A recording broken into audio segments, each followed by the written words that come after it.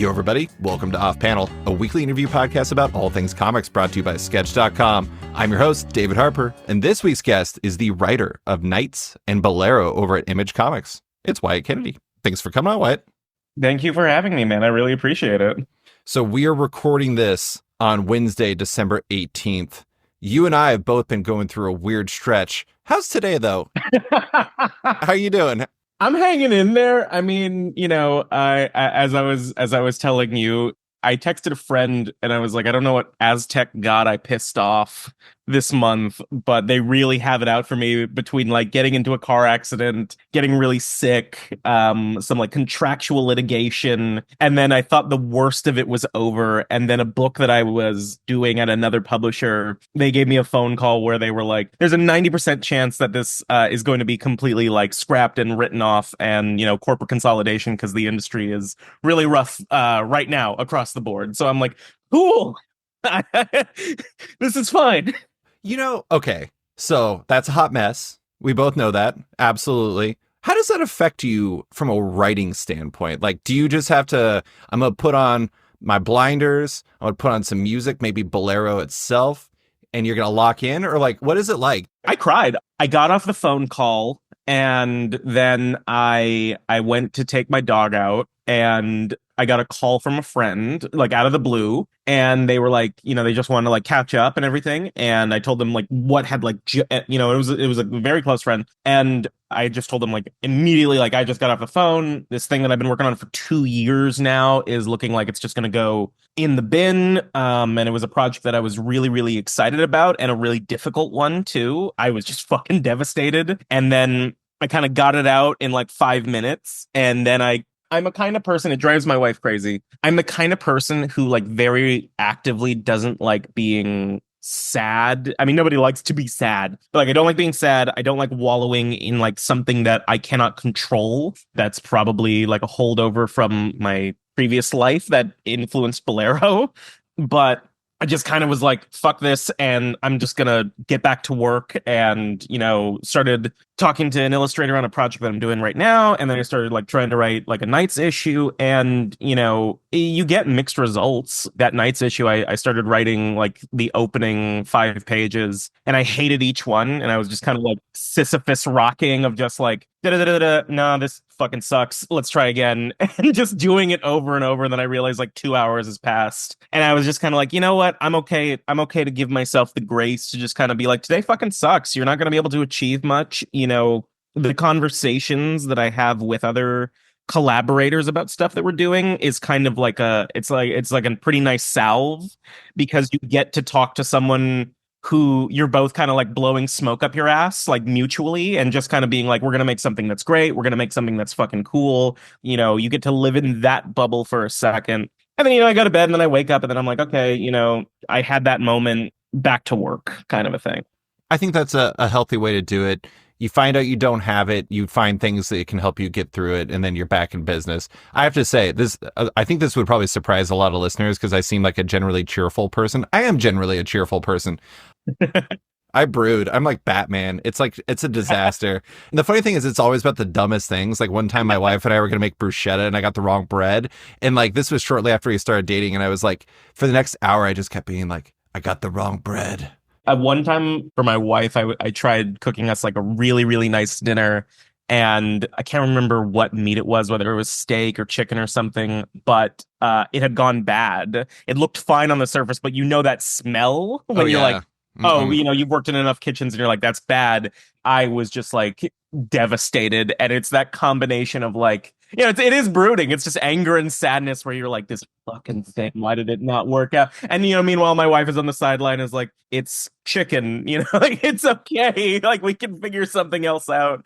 And you're like, not just about the chicken. It's more than that. It's what it means. All right. Enough brooding for the both of us. Let's talk about more cheerful things. Let's talk about comic books. I told you before we started recording, I like to get into the background of stuff and like learn a little bit about your path in comics. You're probably the first person whose path involves the store The Dollar Tree. which I was very delighted to find out. I just want to note, shouts to the Dollar Tree. Comics are back in the Dollar Tree. DC now has these standees that have old #1 issues in there for people to come and buy, fittingly for $1.25 for comics. That makes perfect sense for a Dollar Tree product. But yours was a reprint of Amazing Spider-Man #1, from what I understand. Yes. Was it that comic that made you fall in love with comics to some degree, or is that just like the first step?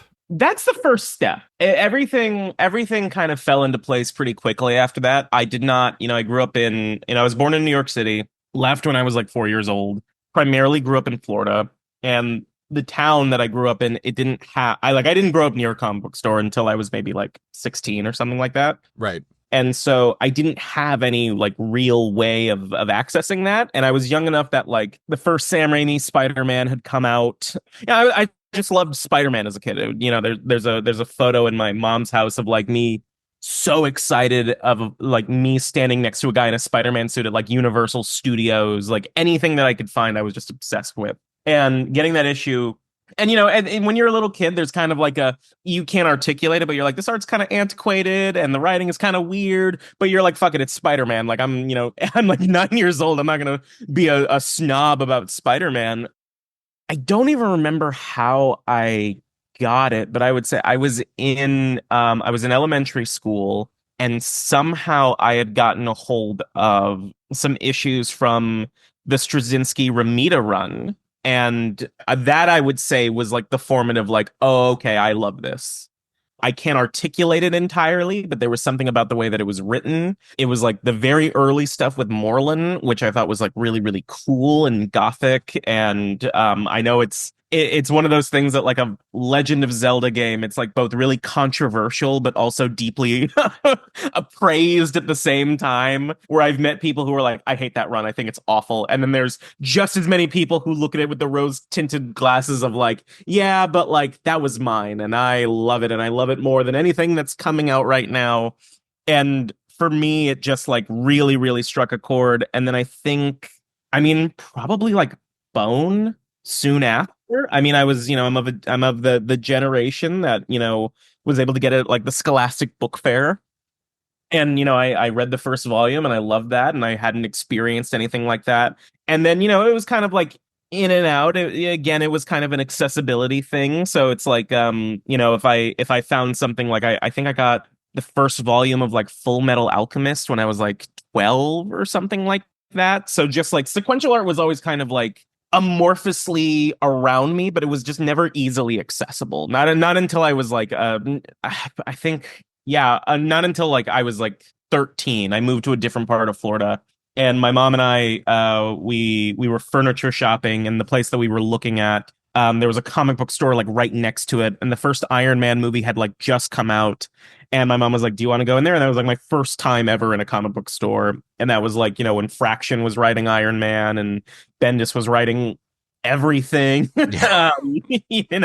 And so that was kind of like the true, like, okay, I'm now going to like really involve myself into this. Yeah. That's an interesting time to get in. That was actually like a really strong time to become a reader of comics in general. But I do want to talk about something you said there. You said about the Moreland run, which I've never read. And you're right. It is very much, your mileage may vary. But the thing is it's kind of like when I was growing up, I was like a big X-Men fan. And like people think the Onslaught comics, there was this run called Onslaught, or like this story called Onslaught. I'm aware. Yeah. Oh, yeah. Where it's like Professor X and Magneto become one being, and it's like a giant, massive man that vaguely looks like Magneto. Yeah, exactly. And I loved it because it hit me at the right time. Your comic, the thing that you connect with, that is such a powerful thing in comics and in storytelling in general. And I do think that that's really interesting because like I think that's part of what makes comics special. And I think it also kind of feeds into some of your comics because your comics feel very your thing, but kind of also for other people. And it's really interesting how, like, I'm not saying comics are the only one that taps into that, but I think because the readership is, everyone sees the biggest movies, but not everyone reads the Moreland stuff of Spider-Man. Yeah. So it's like when you tap into that, that is such a powerful thing. My wife and I, we watch a lot of TV shows, and we kind of been working through a list of like stuff that we were like, okay, let's just like get it over with. And She often shows me movies I've never seen that like I'm like, oh, this is amazing. And I show her TV shows that I really love that she ends up loving, like The Leftovers or Utopia. One of the difference between us is that a lot of shows that she likes are like 700 episodes. And I'm like 40 episodes in and out, baby, or 2 seasons and then it was canceled. And so she was like, let's watch Supernatural. And I kind of you hear that, and obviously it has a connotation of like CW and et cetera, et cetera. And I know that's where Eric Kripke kind of got like his big first notoriety before he did The Boys and everything. And I try to keep an open mind because I want to be surprised by stuff. And I was floored by how much I really enjoyed the first 5 seasons when he was the showrunner.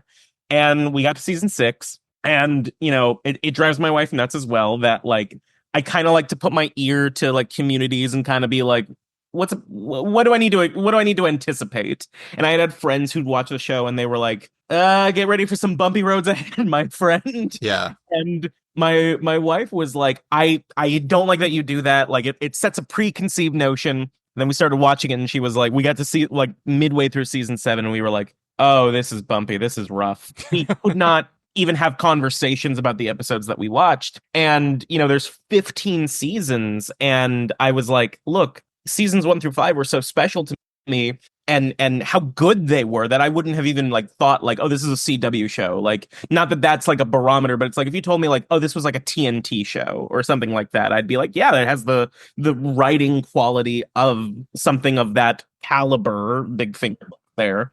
And I told her that like I've just developed this affinity with this very specific thing because it was how I got into it. And I told her it's like I used to watch Doctor Who when I was younger, and it's like any person that I've ever talked to who's like, oh, I want to try it, where do I start? And I'm like, you can start with whoever, but I will forewarn you, whoever it is that you probably start with, that's your guy. And when their time is done, you're probably not going to jive with the next guy.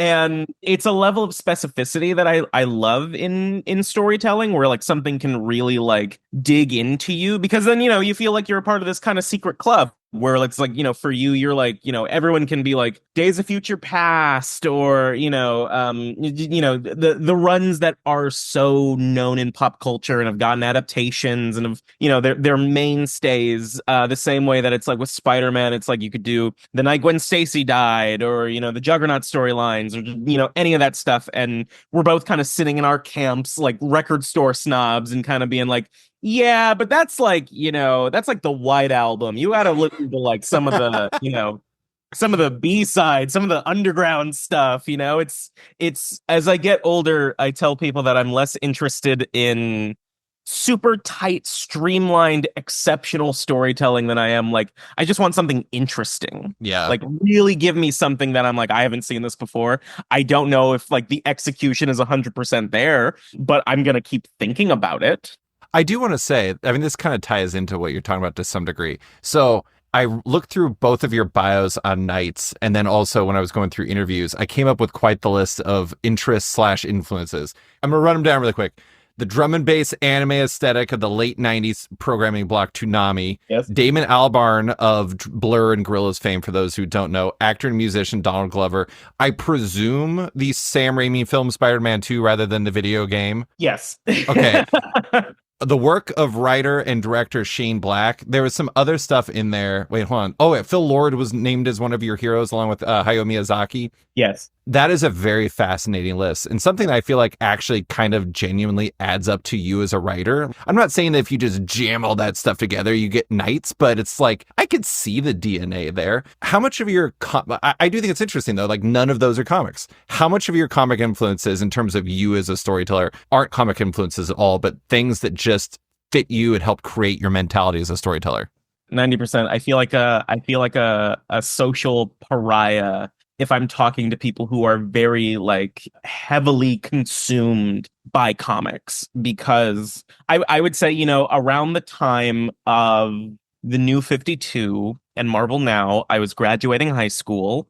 By that point, I had kind of started dipping my toe in things like Black Sad and Sex Criminals, and the Marvel Now stuff that I was reading was what the cool kids were reading. So it was Hawkeye and Young Avengers and Captain Marvel and stuff like that. And then I don't remember what it was. And I didn't like have a day where I just like sat up and was like, we are done with this. But I just like didn't connect with comics as much anymore. And I just didn't read them for years. Really quick, very common story. I don't know if you know that.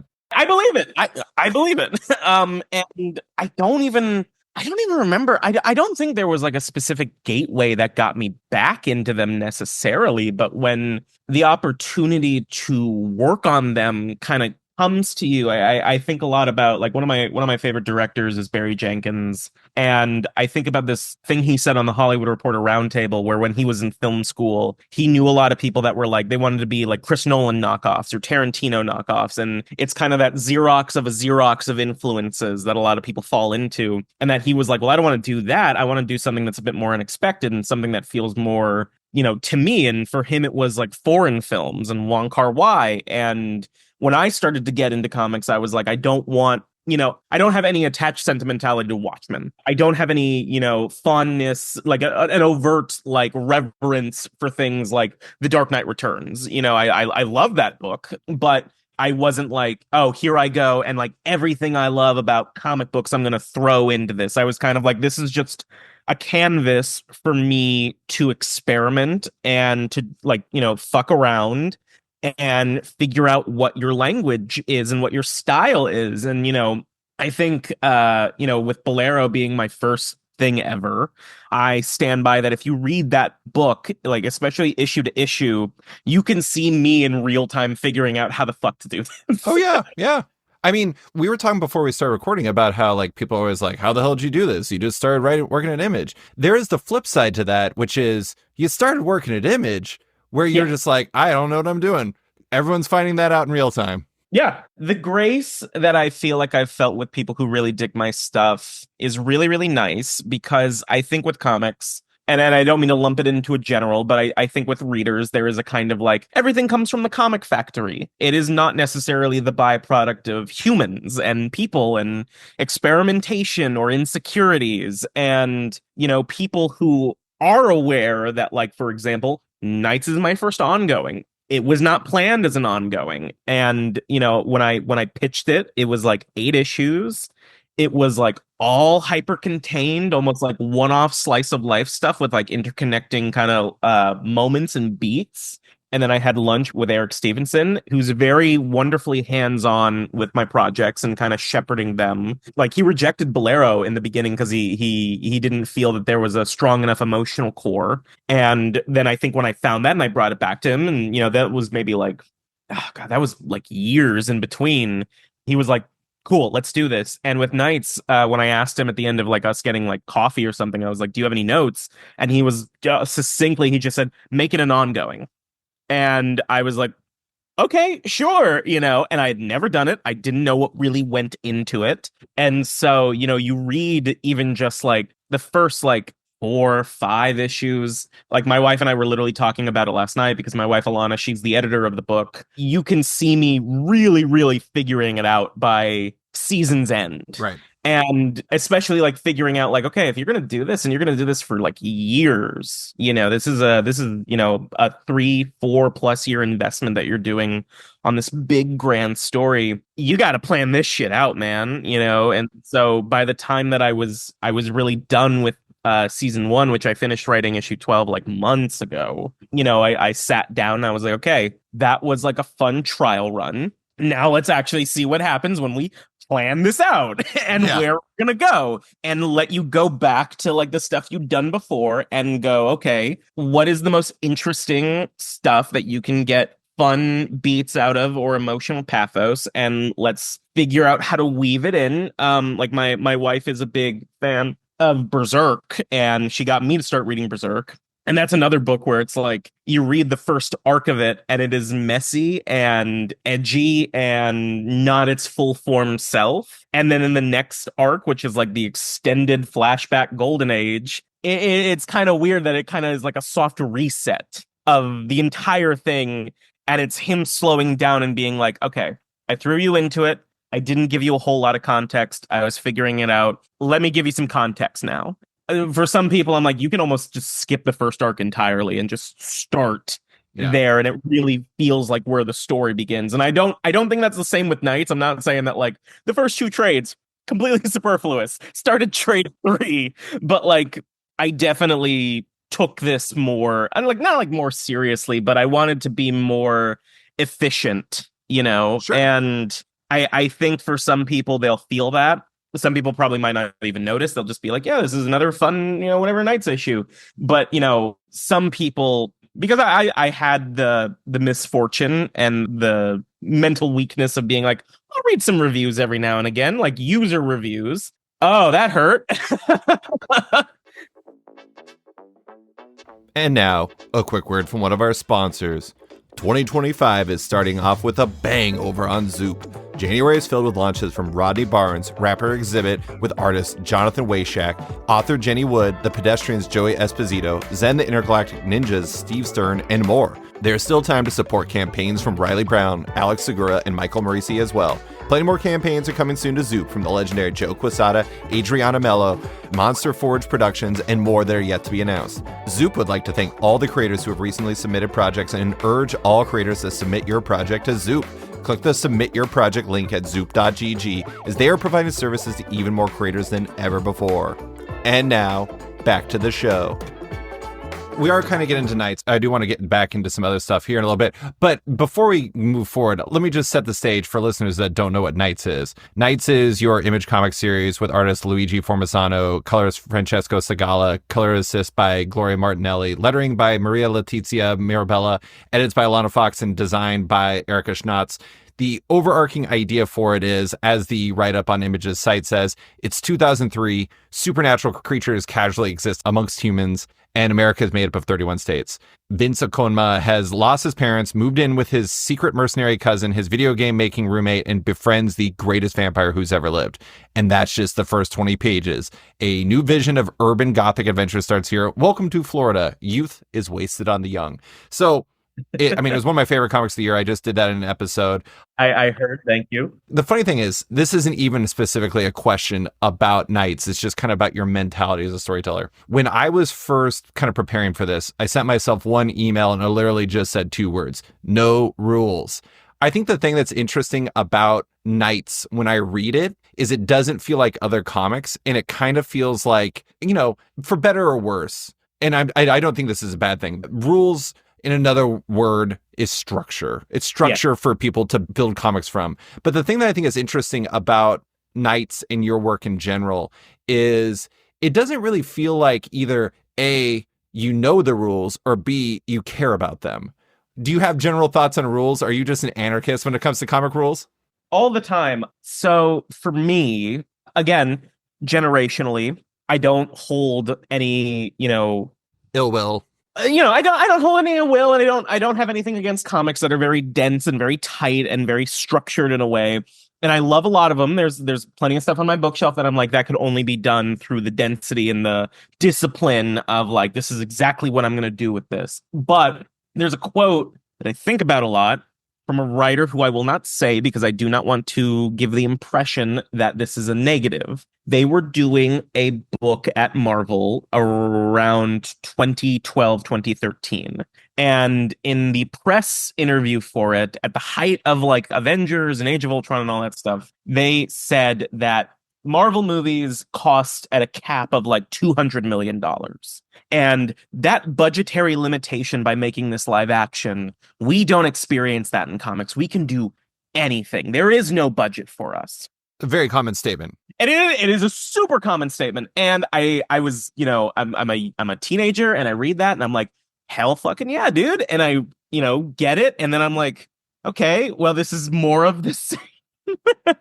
And this is more of the foundations, and I like being surprised. I like people to be surprised. I grew up on episodic TV. I grew up on, I loved the X-Files as a kid, and my least favorite stuff was the overarching storylines. And my favorite stuff, primarily written by Vince Gilligan, was stuff like X-Cops and Drive and like these just, the monster of the week kind of stuff. Mm-hmm. Because that's what really made the world feel fresh and fun and unpredictable.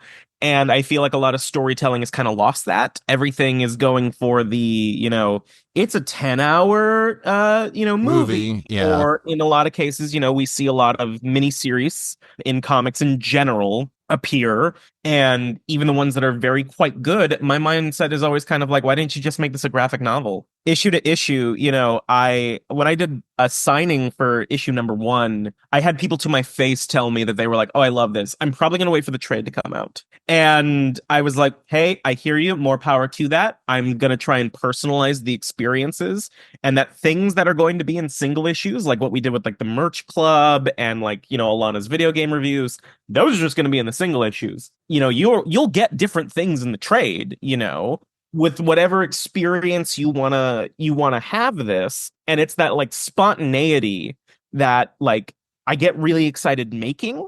And storytelling wise, it's like, at the time when I first started doing it, it was just dartboarding. It's like issue 1, like, so true story about issue 1, the back half of that issue in present day was written first. I believe it. Yeah, I did not have any setup whatsoever. I had spent years at that point talking with Luigi about this book, and you kind of do that thing where you're talking about it so much that you think that everyone knows what's in your head. And then by the time that we got into like pages being done and the lettering phase and everything, and I changed my dialogue to the wire, much to the chagrin of the people I work with. And when we got that back half of what would become issue 1, that was just going to be issue 1, I was like, this is fucking incomprehensible. You step back and you're like, what have I done? Like, Luigi, what do you think about drawing 8 more pages right now? Well, for him, it was like, hey, Luigi, what do you think about drawing 24 more pages? Oh, yeah, I guess it was a really long first issue, wasn't it? It came out to 56 pages. I am someone of excess. And Luigi, because he's great and he's a talent and he really believes in the medium and the craft, was like, let's do it. And I just explained it to him that I was just like, we've given no context. Nobody's going to know who these characters are. Nobody knows what's going to happen. Like, we just got to go back and do some table setting. And then once we got that out of the way and we were like, okay, we've made a cohesive issue 1, we've set the characters and everything like that. Now we can start to have some fun in games. And, I think for some people that I had seen, both positive and negative, when they got to issue 2 and, it's just Vince lost in the woods, some people were like, this is not what I expected. This is a lot of fun. Yeah. Then you had just as many people who were like, what the fuck is this? Why are we not I think readers are trained now to get instant gratification on things. And there's like this crazy overemphasis, for me at least, about like, well, how does that affect the plot? How does that tie back into something?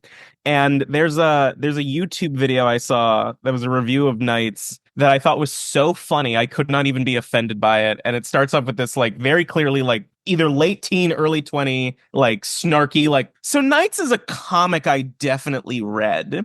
And when he's like going through the things that he didn't like, one of the things he highlights and goes on this very long tangent for is in the stuff in the past, in like the 90s when Vince first gets there, and there's like 2 tertiary characters that are just friends of Matt, and they just have a little exchange.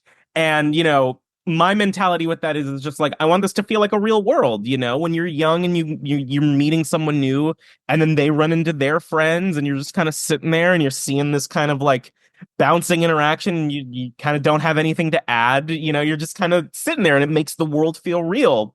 And he was like, and then we never see these guys again for the rest of the issue. What was the point of having them there if like, they're not going to come back up again?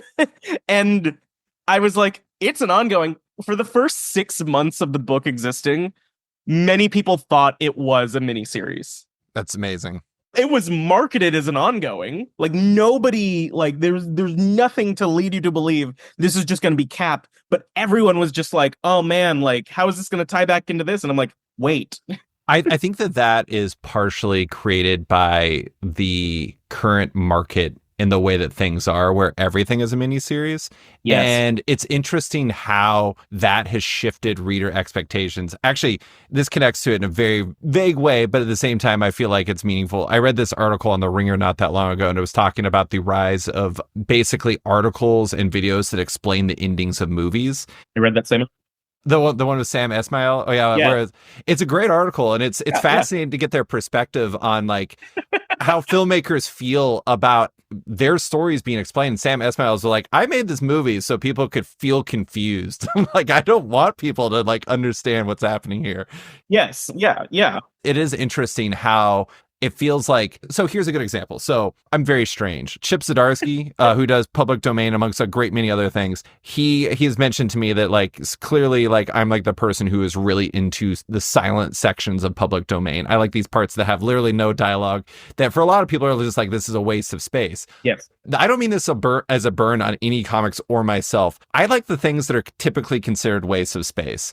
Aim. Yeah. So, like, here's a good example. From the pure economics of comics standpoint, there are two scenes that I absolutely love that probably wouldn't exist in other comics. One is there's the scene that takes place in the Loco Latte comics cafe. You wrote about it, yeah. I wrote about it, yeah. That scene, which has Grayson, the vampire character, going to get a drink and just sitting in silence and enjoying themselves before they beat the shit out of a monster dog, which, you know, more plot relevant, but not as important in terms of experience. Yeah. That was huge. Another one was you have a scene that is a direct lift, I say this with respect, from Hot Rod. Yes. Thank God you got that. Oh. Yeah. Yeah, so you have a scene that's taken from Hot Rod, the lonely. I gotta, you know, it's funny. I always mix this up. Lonely Island. I always want to say Lonely Planet. I'm like, that is a guide, a tourism guide. And so those two scenes, do they add to the plot? No, they add to the feeling you're evoking in the reader and in the experience. And the thing is like I said, you know, going back to that quote you mentioned from the Marvel writer, where the idea is that it's an unlimited budget. That is not true.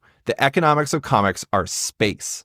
That's the thing I think I really appreciate about Knights, is Knights ignores the rules about space and does whatever is the right thing in that moment for that comic, and it makes it better. So that's a very long compliment. I appreciate you. So like the Loco Latte, the sequence of, you know, the hot chocolate being made, so Luigi and I, we kind of, and even now into the new year, we kind of readjusted a verbal contract of sorts of like, this is the amount of pages that we can realistically do to hit our deadlines and not exhaust ourselves. And we allowed ourselves, I'll just say, like, you know, going into season 2, issues are going to be 23 to 24 actual pages of story. And at the time in the beginning, you know, when you have that kind of like, you're in the pre-production phase and you're figuring out all these issues, there were things that I was like, well, shit, I don't want to force this into it being too long, because I don't want Luigi to destroy his hands for this and, you know, take all this time, and it just becomes, you know,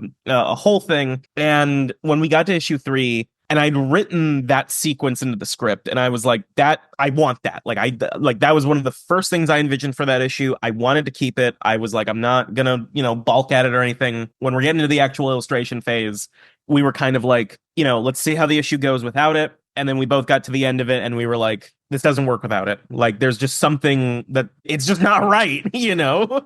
And same with issue 4. A lot of moments I try to give myself this rule, on the subject of rules from a couple minutes ago. The only rule I give myself is you're allowed one big bombastic moment in an issue, and you are allowed one extenuous moment of silence and textures and humanity. You know, as you pointed out, I'm a big fan of Miyazaki. I'm a big fan of Studio Ghibli. I'm not trying to sound authoritative, but I do think in at least American comics, the conflation of Studio Ghibli is nature, and that's about it. And whenever someone is like, we're taking a lot of inspiration from Studio Ghibli, and it's like, you either have a gigantic animal, there's a lot of greenery, or your design of a character is vaguely evocative of like Princess Mononoke. You know, those are the things I consistently see. Mm-hmm. And none of it is, to me, that like that's just Ghibli cosplay. Real, you know, structure of Ghibli is going like, some things don't go anywhere, and there is a lot of attention to detail on recreating things that feel more remarkable because it's coming from the artistry of animation, or in this case comics, that everyone loves reposting that thing every couple months of like, look at all these cooking scenes in Ghibli movies. And it's like, you love that because you know what that is in real life. You've experienced that, or you've seen it, and probably in the real life it's completely unremarkable. Cutting a tomato is not a remarkable, profound experience to have. But when you see it recreated in a way where you're like, I know what that smells like, I know what the texture of that knife feels like, I know what that sound is, that is something special. And it's something that, like, I try to include in as many issues as I can. And, like you said, it's real estate at the end of the day. You kind of go like, do I give this enough room, or do I give, do I be self-indulgent for myself and just let the quietness of this exist? Because those parts, for me personally, I'm selfish. I make these things for other people, yes, but I'm making it for me too. And I'm like, what moments from a comic, if I were reading it, and I read a lot of manga, and the stuff that sticks with me are silent moments, like, I don't think I'm a big fan of Fujimoto. I'm a big fan of Chainsaw Man. I never really think about the action scenes in Chainsaw Man. I think they're really well done. I love the pacing of them. I think about the quiet moments all the time. I think it's interesting. You go through comic book history, and no one, I'm not saying this is not universally true, but it's like, or that this is universally true, but like most of the comics that people really keep in their minds forever are the ones that don't really remind them of other things. And yet there's a lot of ones that are built around reminding you of other things. And it is really interesting. Here's a terrible take. I'm just going to say it because I thought about it. You're talking about the cooking scenes in Ghibli movies. This is a terrible thing in my brain. In Howl's Moving Castle, when Sophie cooks the breakfast, which looks amazing, there's a dumb part of my brain every time I'm like, she is crowding the shit out of that pan. She's got too much going on. She's got too much going on. Too much grease overlap. It's insane. Dial it back. Sequence this shit, Sophie. I know you're trying to be economic, Miyazaki, but my God, it's so much. Anyways. I don't think that's a hot take, because I'm in a minority of people who, and I imagine it's just generationally, but like, Howl's Moving Castle is maybe my lead. Ooh. It's in my bottom 3 Miyazaki. I love Howl's. I love it too. When I say that it's in my bottom 3, people are like, how could you hate magic? How could you hate life? And I'm like, I don't. But structurally, and I'm saying this for a Miyazaki film, it's a little bit of a mess. And I get it. And I get, I've read, I literally have his book Turning Point. I love reading about him making it and what it means to him. And especially I hate the Iraq war of it all. Yeah. But just something about that movie, I'm always kind of like, it feels like it's made of hate. It's the pan. It's the pan, really. It's the pan. It's the pan. The pan's it's what it of means. It's what it means, Wyatt. Okay, let's talk about Nights in specific. I'm going to do a transition from the background stuff into Nights. Yes. You originally were going to work in TV or movies. You wanted to screenwrite. You wanted to direct. You had all these aspirations to do that. One of the things I think is interesting is, from what I understand, like, some of your ideas were, sometimes people are like, oh man, this person's just coming from Hollywood and they're just going to turn their piece of shit screenplay into a storyboarded comic book. Was Nights, what was its origin? Did it have any background in that, or is it just no? It was born out of music. It was like 2017. I was still in Florida. It was my last year in Florida, and my roommate Gene, who I lived with at the time, it was, tell me if this sounds familiar, it was me, Gene, who was a musician, his brother JR, who was a video game programmer. And then there was a vampire? No vampire, but it was like a halfway house of wannabe artists. There were like 8 of us at any time, pooling our money collectively together from our dead-end jobs, while telling ourselves that we were going to be artists and leave Florida and everything, and being like, let's go get another Little Caesars pizza and, like, play some video games. And Gene is an incredible musician. And we were just getting coffee one day, and we were doing that thing where, you talk about an idea and you're like, oh, this is really cool, we should do this. And you're 20, so you never do it. And I told him, like, I had this idea of like, hey, I had this idea about like 2 cousins who like sell blood to vampires. And at the time he was working on some music, and I don't even know how we found the correlative tissue between the two, but we were like, this would make for like a cool, like, visual album or like some kind of visual component to go with it, whether it's like a music video or like a comic or something. And, you know, we were like, yeah, let's do that. And we never did it. So flash forward to like 2020, and, you know, I'm working on Bolero. I had met Luigi online. We were working on a completely different project. And then I was like, hey, I got this other thing that I'm kind of like kicking around. What do you think of this? And he loved it. And it was still that conceit of like two cousins selling, you know, blood to vampires, supernatural world. It was very much more akin to like, you know, something like Atlanta in that sense. A TV show, not the city. Not the city. Not the city. And then, you know, per me, we kind of kept workshopping it and kind of figuring things out. And I think by the time that I finished Bolero, I had gotten all the vitriol and darkness out of me. And I was like, okay, I did my big, you know, I did my big drama to prove that I'm a serious artiste. Let's do something fun. And I was walking around downtown Portland at 3 a.m. listening to music, which I nowadays I would not do. And I was like, me and Luigi were talking on Instagram or Telegram or something. And I was like, I think the problem with like we were like this close. We'd figured out every other character, but we couldn't crack Vince. And then I said something like, I think the writing's on the wall. I think we just got to age him down. I don't think this is a contemporary, like I just done, you know, writing about, you know, messy 20-something-year-olds. I didn't want to do that again. And then I was like, you know, I think this is about someone like younger. And we were like, at the time in the original version, Vince was like 20.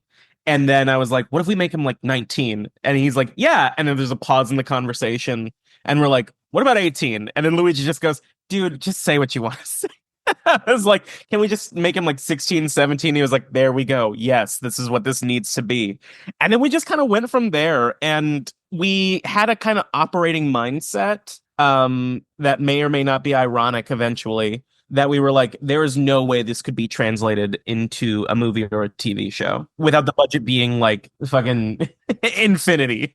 There's no way, like even just the water park issues, we were like, there's no way that you could reasonably make either this water park look like it exists and that was the fun part of it. And again, capitalizing on the aspect of like, do anything. Like when I told Luigi about the water park, I was like, make it look like it can't exist, but you really want to go there. Yeah.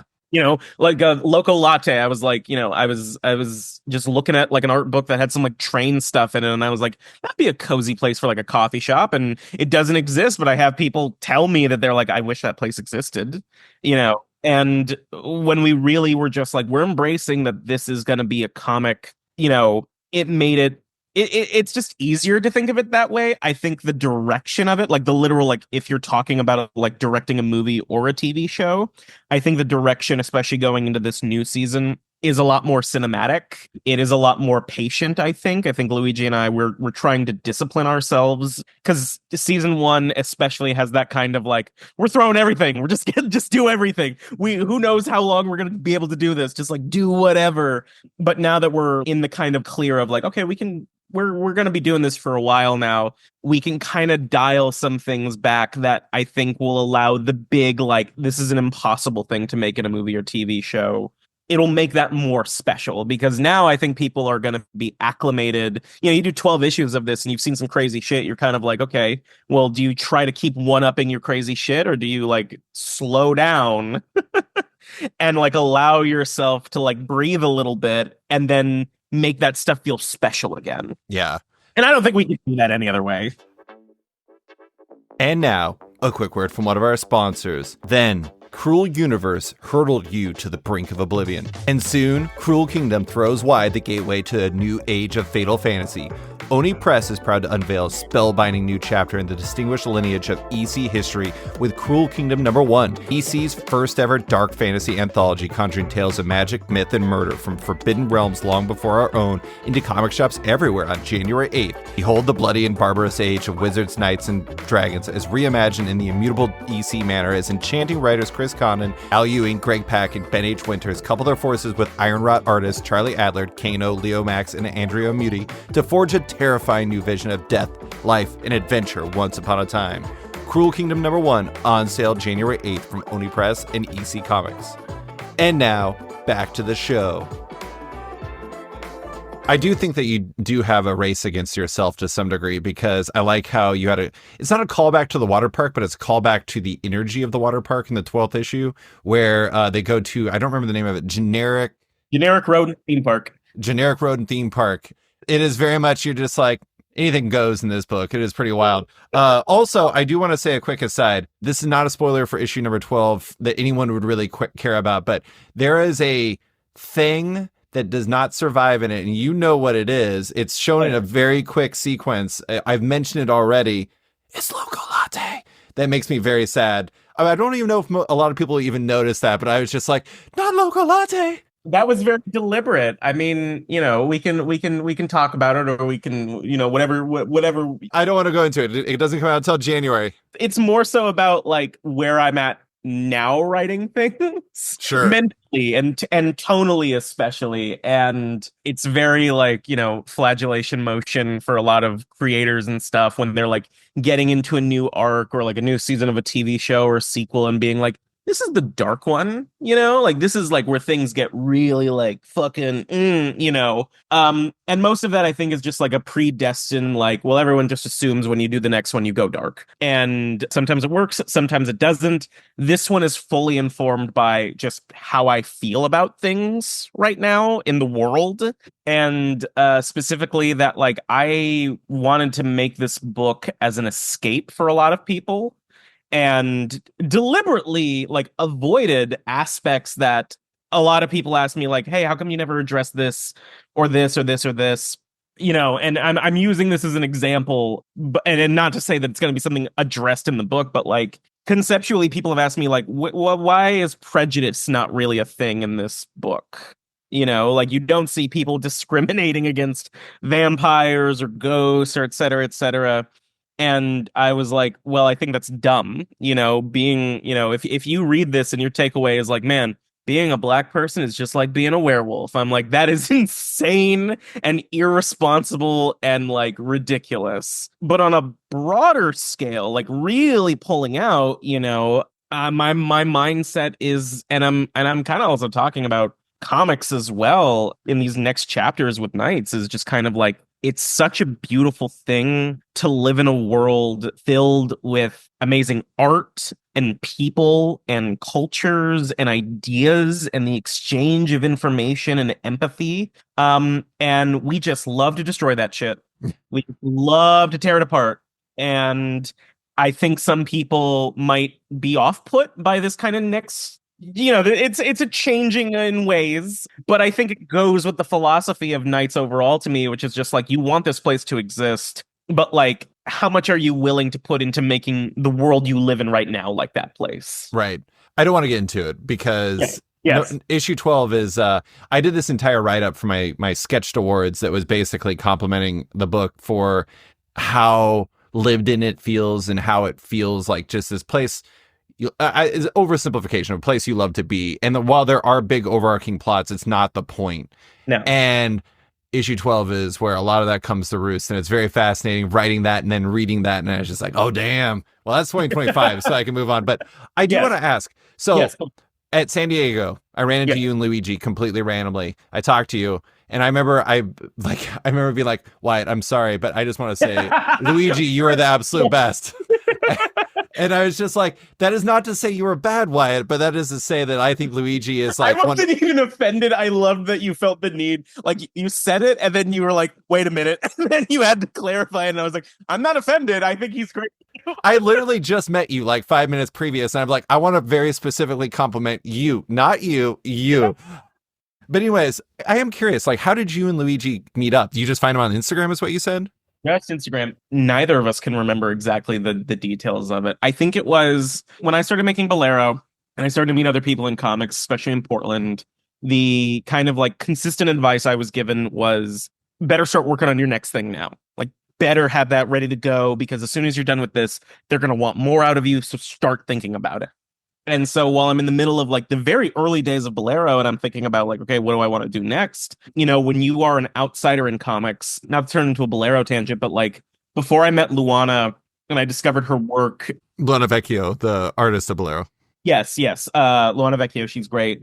At the time, I was friends with someone that worked at Image who kind of like knew everybody essentially and every working artist. And when I was telling her, like, I'm working on this thing, I'm trying to find an artist for it, I don't really know where to start. And I'm also not delusional enough to be like, I'm going to reach out to like, a top tier, like, hey, Jim Lee, you busy? yeah, you up? And so I remember she was like, you should go talk to Caspar from like Homesick Pilots, and at the time, even then when I was given that recommendation, I was like, you're insane. Yeah. There's no way in hell he's going to care what a nobody who's never made anything before, says. So I just wanted to see who he followed.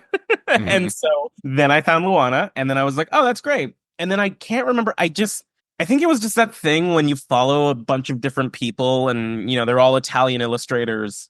And then you get that thing in your feed of like recommended shrug. You like Italian artists? Yeah, that start with an L. And I could be wrong. I know I reached out to him first, but I think this is how I found him. I just saw him in the recommended feed and I followed him. And I don't remember if I just DM'd him or if I emailed him, but I just saw his stuff and I was like, this fucking rules. Like, holy shit. And, it's like a first date every time that you're working with a new artist where you're kind of like feeling each other out and you're like, oh, you seem really cool. And we have like similar tastes. And I don't remember when, but it was so quickly that he and I just dropped the prototypical like professional cadence and we just started talking to each other like friends. And even though we were separated by literally like opposite ends of the world, essentially we would literally just have like all-nighter conversations where I would stay up like until like 6 a.m. and it was like daytime for him, and we just talk about like movies and music. And again, it's that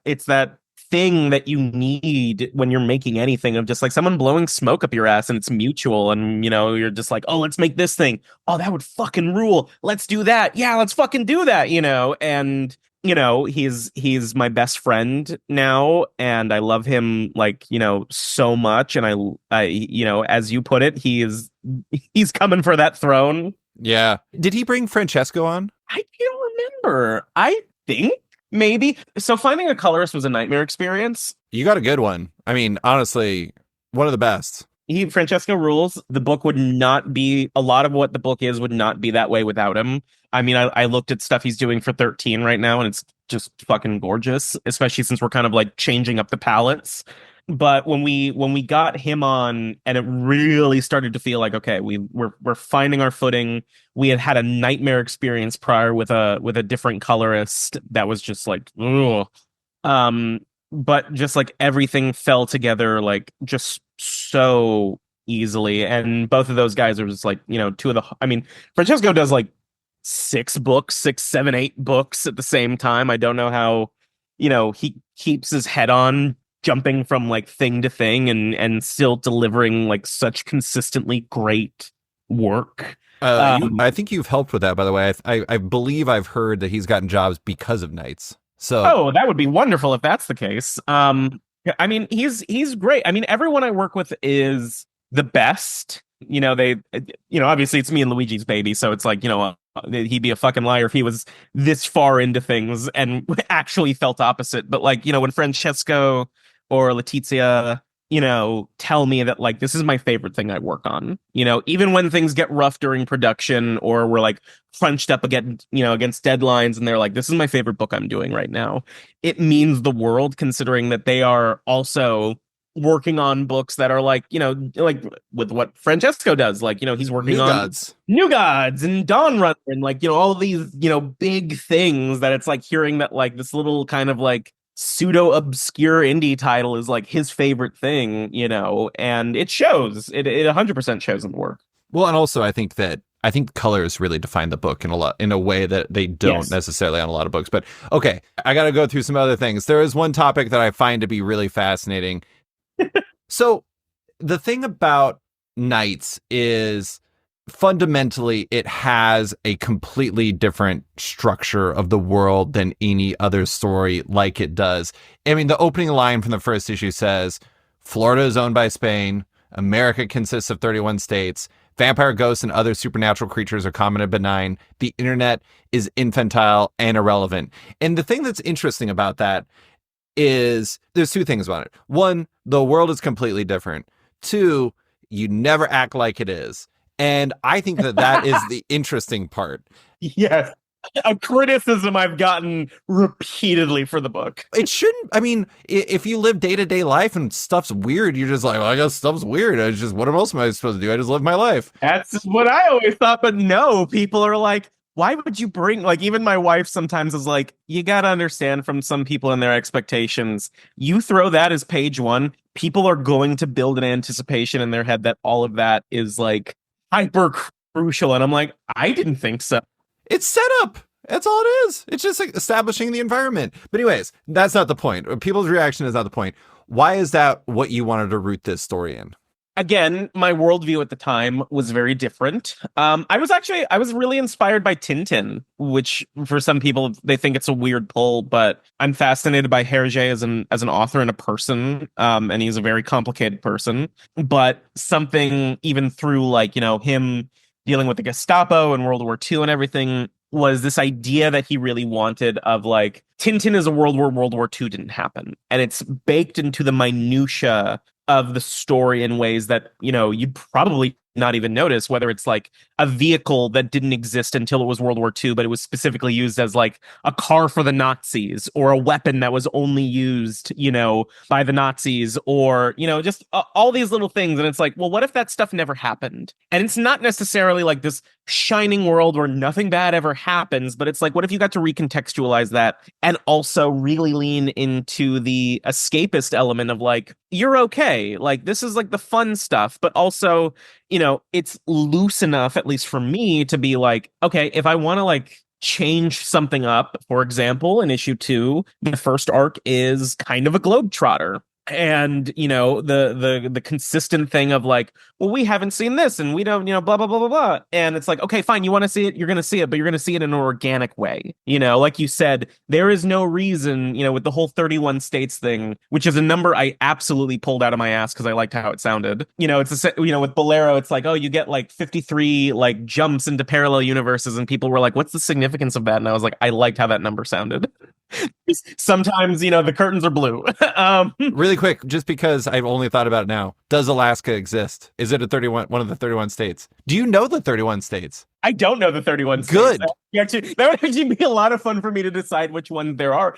Let me just say, I would appreciate Alaska because I live in Alaska and I want to be lumped in with all those other Martians. I mean, Alaska also has like a lot of fun folklore in it, and it has a lot of interesting monsters in it as well. And I live there, which is important. Yes, and you live there, so it'd be a cameo question mark.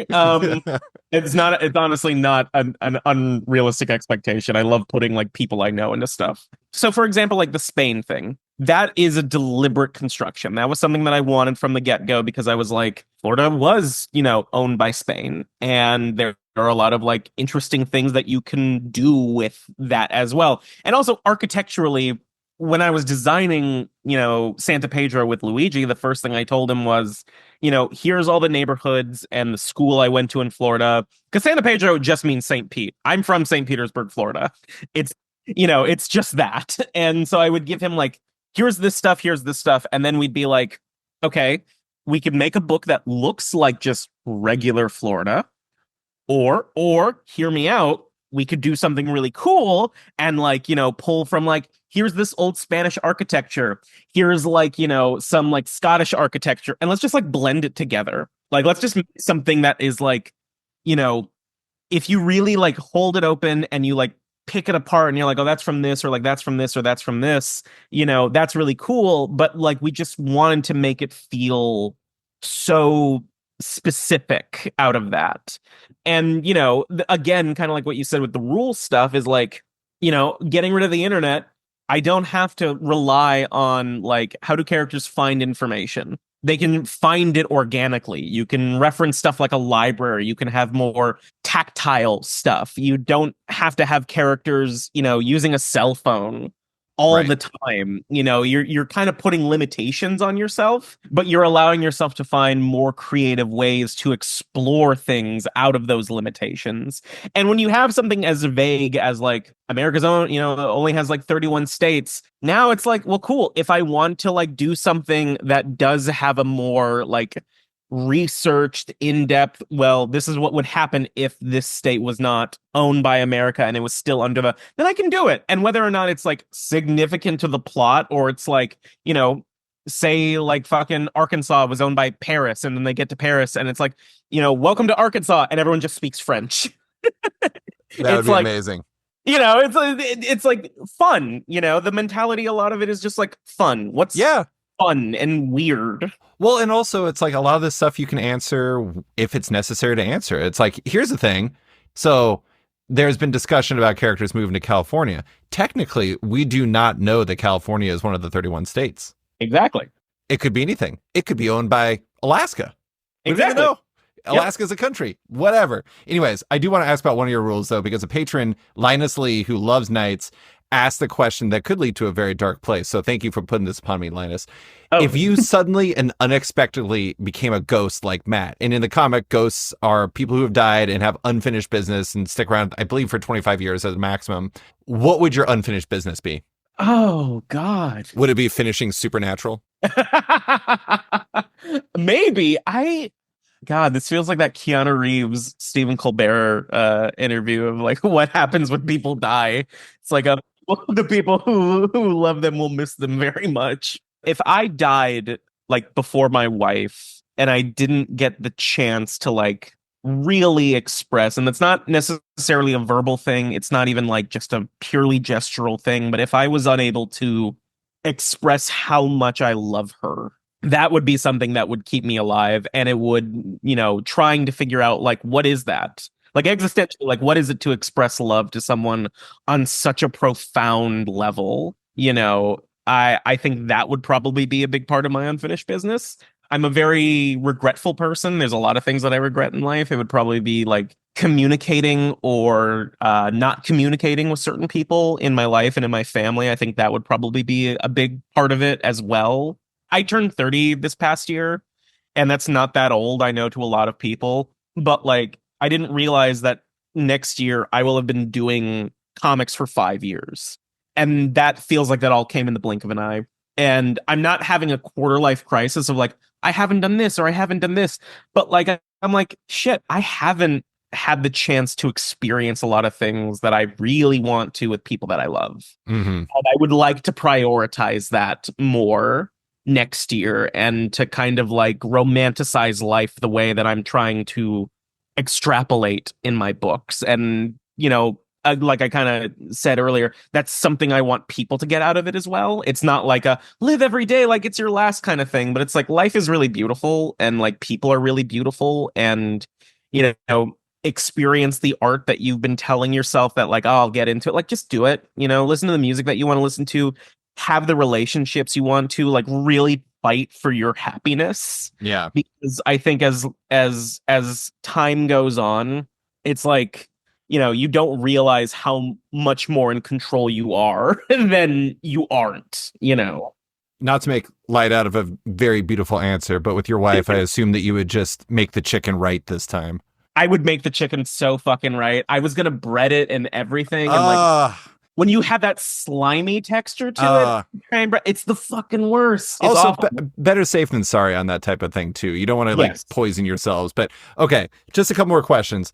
So the first season of Night is ending with issue number 12 in January, and you've already built its trades around that idea with the first volume instead saying season 1, part 1. Yes. Why was that something you wanted to do?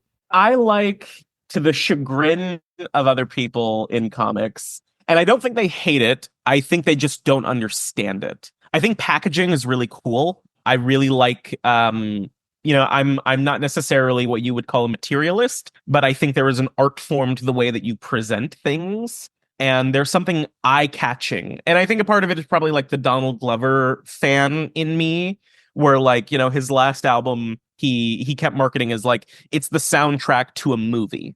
And, they put out like a teaser for it. And like people debate if the movie's even real. and that if it was just a trailer film to help market the album.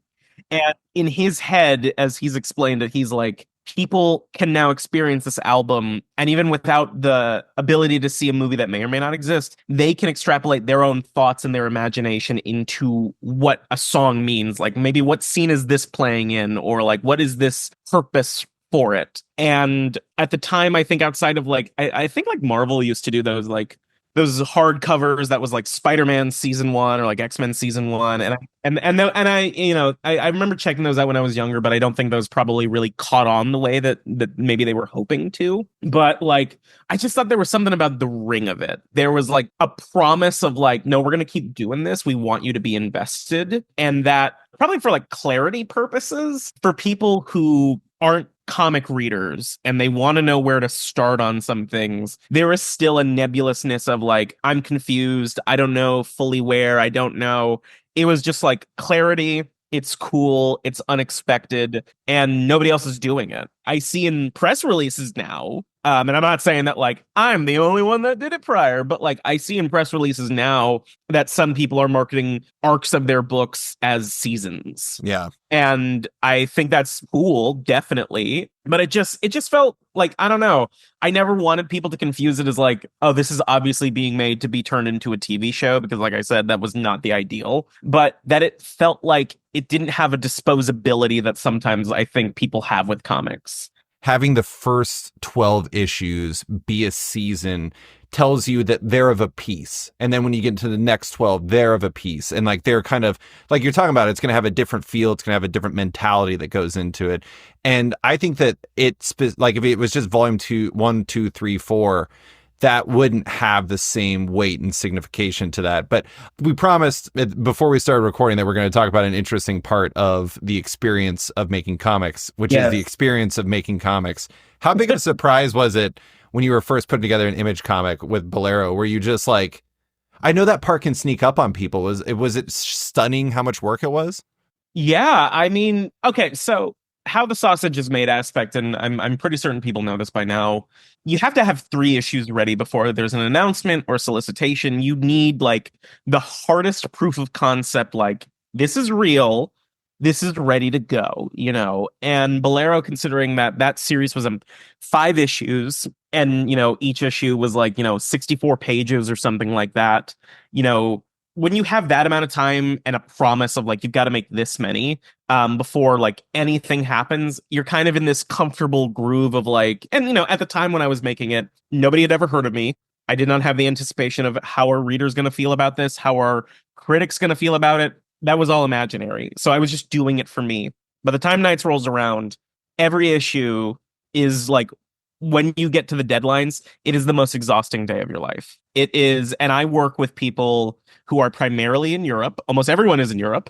And so you are kind of working on a, you know, I'm doing this work today so it can be picked up tomorrow, but I'm not going to see the fruits of those labors until the day after.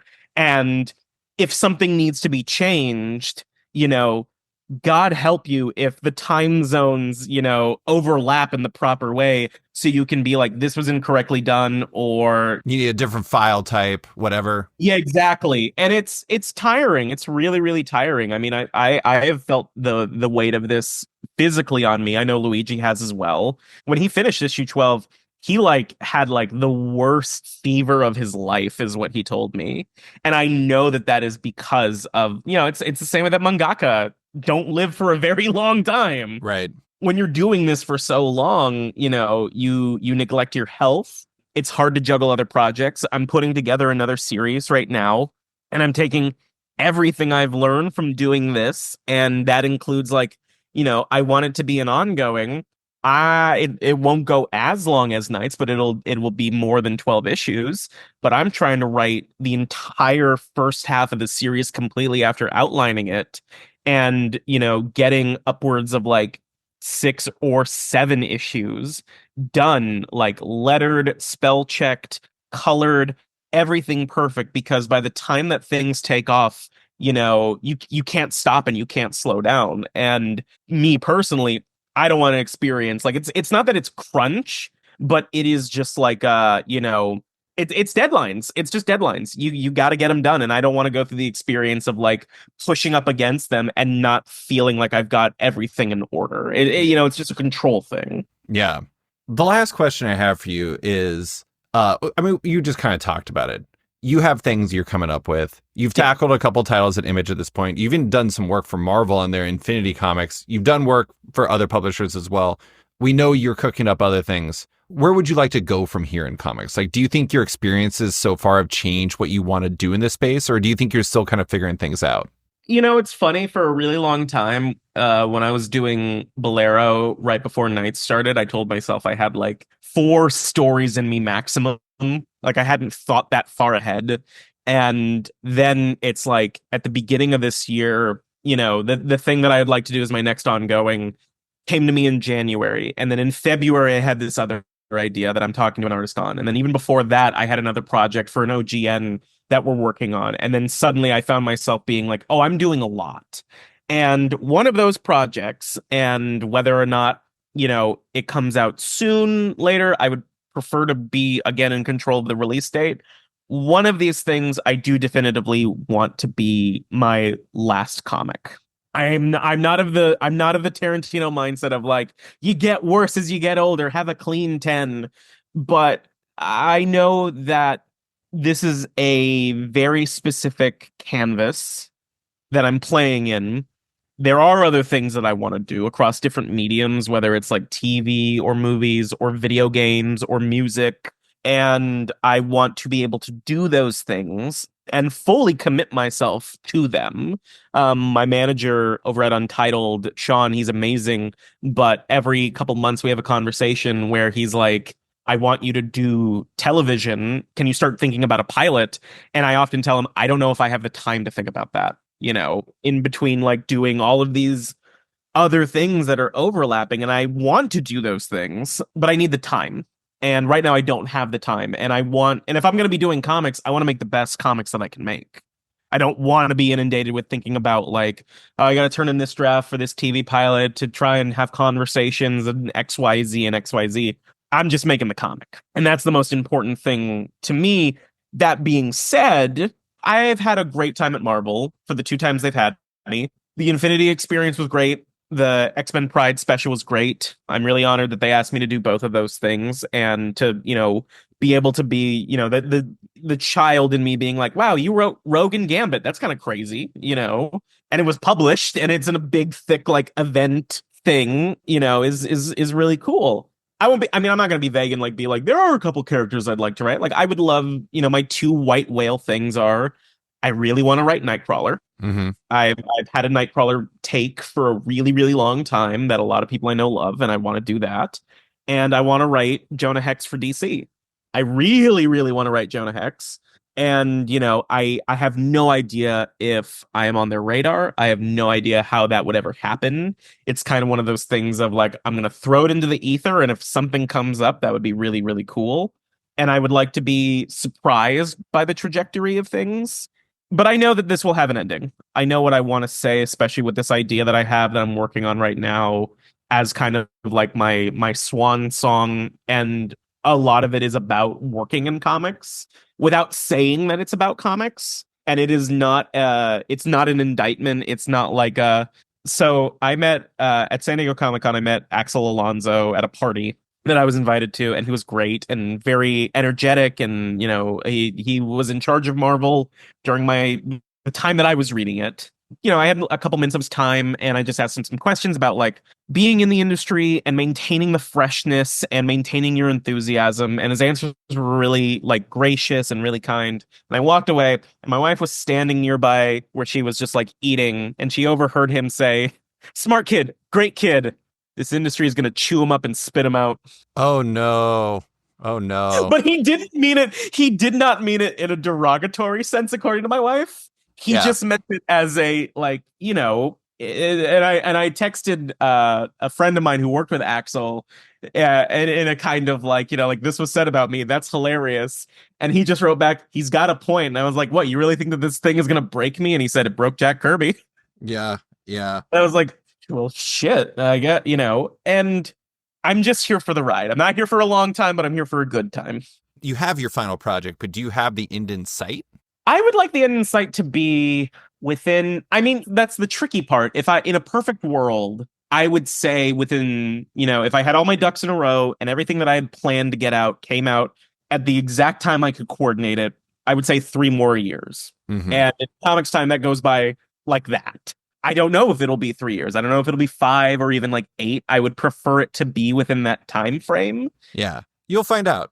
Yeah, I will definitely find out, And when I say it, I do not want people, and especially other creators, to kind of think I'm being ungrateful or having the choice to be like, I'm serving my sentence and then I'm done. You got to balance your needs, and you have varying interests. I mean, I didn't bring this up earlier, but I thought one of the funny things about the kind of influences and inspirations list that I had, everyone besides maybe Shane Black, who writes and directs, is somebody that does a number of different things. And I did think that that was kind of meaningful, is like a lot of your influences are people who don't sit still and often are doing different things. That is not a crime.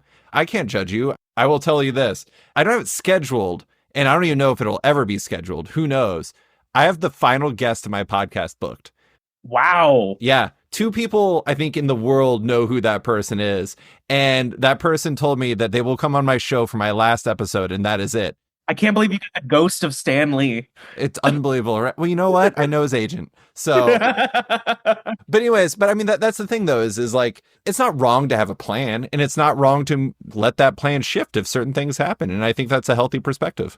I cannot express it enough, and I say it every time I can.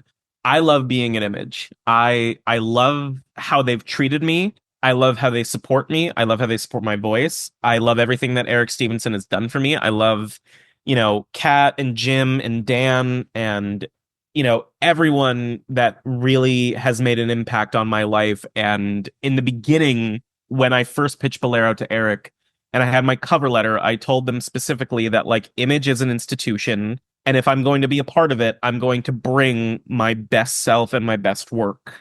And, I want to continue to be a part of that. And I'm not saying that like the next 3-5 years are going to be my best work. And then, boy, I'm going to go to shit real quick, but it's like, if I'm going to make stuff for them, I want it to be things that they are proud of and that they love, and that it feeds into the ecosystem of the legacy that they've built. Because I know I'm lucky to be there. I know that there are tons of people who want to be in the same situation, and I want them to have their time as well. If there's a point where I've told all the stories I want to tell, I'm not going to keep milking it and be like, I could do another series, but like, it's like, no, I want to see somebody else do something cool. I want somebody else to have an opportunity. I want, it like I said earlier, it's an ecosystem and everyone should have their moment. And right now I'm very happy in my moment, and I hope Image is happy as well. I'll know when it's time. Well, Wyatt, I'm enjoying your moment, but that is all I have for you. Thank you so much for coming on to talk about Knights, your career, the moment, and everything else. I really appreciate you taking the time.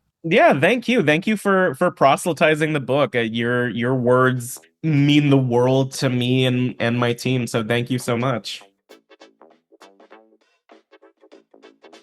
Thanks for listening to this week's episode of Off Panel with writer Wyatt Kennedy. You can find him on Blue Sky and Instagram, and his work in the Image comic series Knights.